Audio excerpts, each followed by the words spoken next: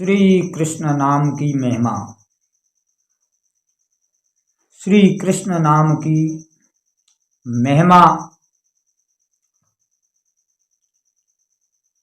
बड़ी विचित्र है। बड़े बड़े ऋषि मुनियों की बुद्धि के परे है। जब तक मुझे महिमा ही मालूम नहीं है, मूल ही मालूम नहीं है, भाव ही मालूम नहीं है, तब तक कैसे समझेंगे कि कृष्ण नाम को पाने से हम माला माल हो गए। उसका मूल ही नहीं, भाव ही नहीं, उसकी महिमा का पता ही नहीं है, तो फिर क्या होता है देखिए, समझिए। इस प्रसंग में एक किसान को एक टहनी में भरे हुए बहुत सारे हीरा मिले, टहनी भर हीरा। किसान उन हीरों की पहचान से, महिमा से अपरिचित था।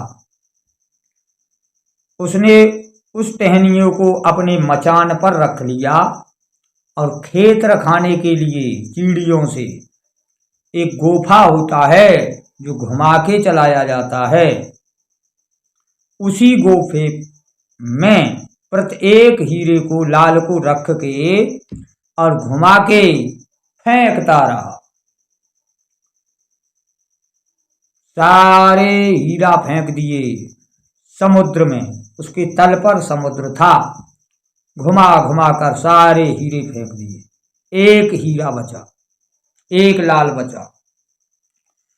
वहां से एक जौहरी गुजरा। जिस जौहरी ने बताया, क्यों रे मूर्ख, ये तू जो फेंक रहा है इसकी कीमत जानता है तू, महिमा जानता है तू? ये 1 करोड़ का हीरा है। जैसे ही उसने सुना तो प्राण छोड़ दिए, क्योंकि वो तो हजारों हीरा फेंक चुका था। जब एक ही हीरा करोड़ों का है तो हजारों हीरा कितने के हुए? गोविंदाय नमो नमः। कर्म करता रहा, इस्तेमाल करता रहा उनका, और भाव मालूम ही नहीं, महिमा मालूम ही नहीं। इसी प्रकार से लोग कृष्ण कृष्ण गाते हैं और श्री कृष्ण नाम की महिमा मालूम ही नहीं है, मोल मालूम नहीं है, भाव मालूम ही नहीं है, तो कैसे माला माल हो सकते हैं? उसका भाव जानिए, मोल जानिए। जिस प्रकार से यह किसान उन लालों को गोफा में घुमा के फेंकता रहा, इसी प्रकार से लोग वाणी रूपी, वाक रूपी गोफे में घुमाकर फेंकते रहते हैं। कृष्ण कृष्ण कृष्ण कृष्ण गा करके सब वाणी रूपी और शब्द रूपी गोफे में रख के फेंकते रहते हैं। सारे जीवन निकल गए, कई जीवन निकल गए, कई लाल फेंक दिए। यही दशा हो रही है हमारी, क्योंकि मुझे कोई जौहरी नहीं मिला, किसी जौहरी ने यह बताया नहीं कि हीरा करोड़ों का है। आइए दूसरे प्रसंग में समझते हैं कि एक व्यक्ति गया आश्रम में। वहां गुरुजी उपस्थित नहीं थे, शिष्य उपस्थित था। उन्होंने अपना प्रश्न किया, यानी कि अपनी दुविधा बताई, अपना संकट बताया। संकट निवारण के अर्थ शिष्य ने एक पर्ची पर कृष्ण का नाम लिख दिया। कृष्ण कृष्ण 2 बार लिख दिया और उसे दे दी। कहा इसे जाकर बांध देना, संकट निवारण हो जाएगा। उस व्यक्ति ने जैसे घर जाकर अपने बालक के वह पर्ची बांधी, संकट निवारण हो गया। तो उसने सब लोगों को बताया कि वहाँ जो महात्मा जी के शिष्य रहते हैं वो बड़े ही सिद्ध पुरुष हैं। उन्होंने मुझे एक पर्ची दी जिससे मेरा बड़े से बड़ा संकट निवारण हो गया। तो लोग उनका जयकारा लगाते हुए और आश्रम की ओर बढ़े। तब तक वहाँ गुरुदेव आ गए। गुरुजी ने देखा ये कैसी भीड़ है जो आश्रम की ओर चली आ रही है। शिष्य से कहा, क्या तुमने कोई अन्याय तो नहीं किया? शिष्य बोला, नहीं गुरुजी, मैंने कोई अन्याय नहीं किया। तो ये भीड़ इधर क्यों आ रही है? कोई बात नहीं, आने दो। जैसे ही वह भीड़ आई तो शिष्य के चरणों पर गिरने लगी। धन्य हैं आप, धन्य हैं आप। गुरुजी ने पूछा, भाई क्या हुआ? तो लोगों ने बताया कि ये आपके शिष्य ने बड़े से बड़े संकट को निवारण कर दिया। गुरुजी ने पूछा, क्यों रे, तू क्या जानता है, तूने कैसे संकट को निवारा? बोला, गुरुजी, मैंने एक पर्ची पर 2 बार श्री कृष्ण लिख दिया। जैसे ही गुरुजी ने यह सुना तो बड़ी वेग से, बड़ी जोर से उस शिष्य के एक चांटा मारा,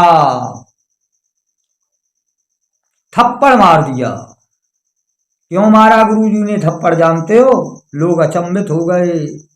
गुरुजी ने कहा, क्यों रे मूर्ख, तुम श्री कृष्ण नाम की महिमा को नहीं जानता?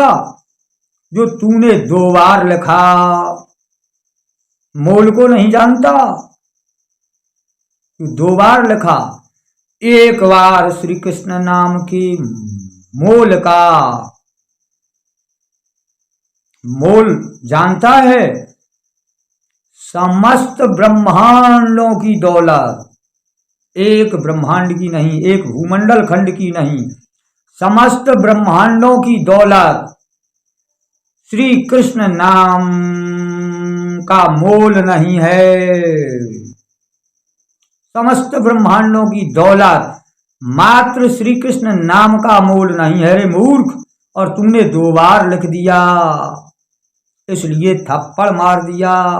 चेला चरणों से गिर पड़ा, क्षमा क्षमा क्षमा क्षमा, हे नाथ क्षमा कीजिए, गलती हो गई। अब उसे समझ में आया कि श्री कृष्ण नाम का मोल क्या है। इसी प्रकार से हम वाणी और वाक्य रूपी गोफा पर रखकर रात दिन कृष्ण कृष्ण फेंकते हैं। इसी भवसागर में जैसे उसने समुद्र में फेंक दिए, इसी प्रकार नित्य प्रति श्री कृष्ण श्री राधे वाणी और गोफा से फेंकते रहते हैं। कई जन्म बीत गए, असंख्य हीरे फेंक दिए इसी भवसागर में, क्योंकि उन हीरों की कीमत का मुझे बोध ही नहीं है। पूछो किसी जौहरी से जो उस हीरे का मोल बताए, महिमा बताए। भजाए ले वो हीरा जौहरी के लाल पे, भजाए ले वो हीरा जौहरी के लाल पे। इस हीरे को अच्छी तरीके से भजाइए कि तो जौहरी से भजाइए या जौहरी के लाल से भजाइए, या तो किसी महापुरुष से भजाइए जो जौहरी है, या उसी महापुरुष के किसी शिष्य से भजाइए जो जौहरी का लाल है। जब तक वह हीरा भजेगा नहीं, जब तक तुझे उसका मोल मालूम नहीं होगा, तब तक तुम उसी किसान की भांति बाड़ी और वाक रूपी गोफे पर सारे हीरा फेंकता रहेगा।